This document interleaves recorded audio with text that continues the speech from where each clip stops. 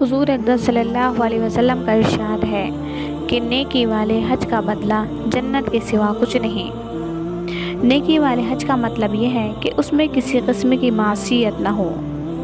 اسی واسطے اکثر حضرات اس کا ترجمہ حج مقبول سے کرتے ہیں کہ جب آداب و شرائط کی رعایت ہوگی تو لغزش اس میں نہ ہوگی، تو وہ حج انشاءاللہ مقبول ہی ہوگا۔ حضرت جابر رضی اللہ عنہ کی حدیث میں ہے کہ حج کی نیکی لوگوں کو کھانا کھلانا اور نرم گفتگو کرنا ہے۔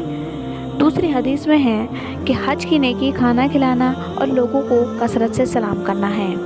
ایک حدیث میں ہے کہ جب حضور صلی اللہ علیہ وسلم نے ارشاد فرمایا کہ نیکی والے حج کا بدلہ جنت کے سوا کچھ نہیں، تو صحابہ نے دریافت کیا کہ حضور نیکی والا حج کیا چیز ہے؟ حضور صلی اللہ علیہ وسلم نے فرمایا کہ کھانا کھلانا اور کثرت سے سلام کرنا۔ حضور صلی اللہ علیہ وسلم کا ارشاد ہے کہ کوئی دن ایسا نہیں جس میں اللہ تعالیٰ عرفے کے دن سے زائد بندوں کو جہنم سے نجات دیتے ہو، یعنی جتنی کثیر مقدار کو عرفے کے دن خلاصی ہوتی ہے، اتنی کثیر تعداد کسی اور دن کی نہیں ہوتی۔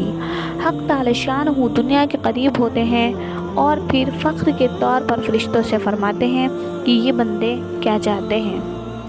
اللہ جل شانہ کا قریب ہونا یا نیچے کے آسمان پر اترنا یا اس قسم کے اور بھی مضامین، ان کی اصل حقیقت تو اللہ جل شانہ کو ہی معلوم ہے کہ وہ ہر وقت قریب ہے، اترنے چڑھنے کے ظاہری معنی سے بالاتر ہے۔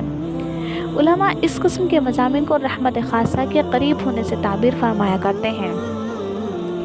اس قسم کے مضامین میں بہت احادیث وارد ہوئی ہیں۔ ایک حدیث میں ہے کہ جب عرفے کا دن ہوتا ہے تو حق تعالی شانہ سب سے نیچے کے آسمان پر اتر کر فرشتوں سے فخر کے طور پر فرماتے ہیں کہ میرے بندے کو دیکھو، میرے پاس ایسی حالت میں آئے ہیں کہ سر کے بال بکھرے ہوئے ہیں، بدن پر اور کپڑوں پر سفر کی وجہ سے غبار پڑا ہوا ہے، لبیک اللہم لبیک کا شور ہے، دور دور سے چل کر آئے ہیں، میں تمہیں گواہ بناتا ہوں کہ میں نے ان کے گناہ معاف کر دیے۔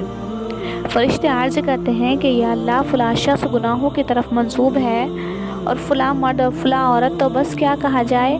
تو حق تعالی شانہ کا ارشاد ہوتا ہے کہ میں نے ان سب کی مغفرت کر دی۔ حضور صلی اللہ علیہ وسلم فرماتے ہیں کہ اس دن سے زیادہ کسی دن بھی لوگ جہنم کی آگ سے آزاد نہیں ہوتے۔ ایک اور حدیث میں ہے کہ حق تعالی شانہ فرماتے ہیں کہ یہ میرے بندے بکھرے ہوئے بالوں والے میرے پاس آئے ہیں، میری رحمت کے امیدوار ہے۔ اس کے بعد بندوں سے خطاب فرماتے ہیں کہ اگر تمہارے گناہ ریت کے ذروں کے برابر ہو اور آسمان کے بارش کے قطروں کے برابر ہوں اور تمام دنیا کے درختوں کے برابر ہوں، تب بھی بخش دیے جاؤ گے اور بخشائے اپنے گھر چلے جاؤ۔